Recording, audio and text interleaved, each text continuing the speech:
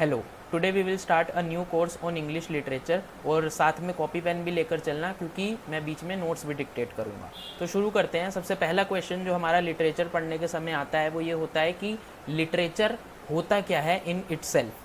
तो लिटरेचर हम सबकी लाइफ का एक बहुत ही इम्पॉर्टेंट क्रूशियल हिस्सा है, सिग्निफिकेंट रोल प्ले करता है हर किसी की लाइफ में, और साथ ही साथ ये एक तरीके से मिरर का काम करता है सोसाइटी के, चाहे वो किसी भी समय की सोसाइटी हो। कि मान लीजिए कोई नॉवेल है वो 1947 में लिखी गई, तो उस नॉवेल में हो सकता है कि जो मेन प्रोटैगनिस्ट हो वो अलग किसी स्टोरी से रिलेट कर रहा हो, लेकिन हमें कहीं ना कहीं तब की सोसाइटी, तब की प्रॉब्लम्स, लोगों के जीने का तरीका, उसके बारे में पता लगता है। इसके बाद जो लिटरेचर है वो एक बहुत बड़ा मीडियम ऑफ एक्सप्रेशन है जिससे अपने थॉट्स एक्सप्रेस करता है, आइडियाज़ एक्सप्रेस करता है कोई भी राइटर।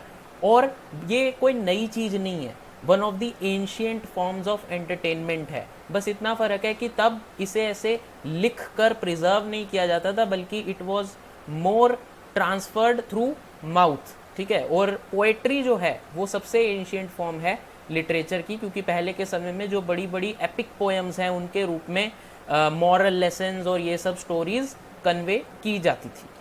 ठीक है। अब जैसे जैसे समय आगे बढ़ा तो पोएट्री के अलावा लिटरेचर में और भी डेवलपमेंट्स हुई और भी फॉर्म्स आई लिटरेचर की, और आज की डेट में हम लिटरेचर को बहुत ही एक ब्रॉड वे में 4 फॉर्म्स में डिवाइड कर सकते हैं, which are drama, prose, poetry and novel.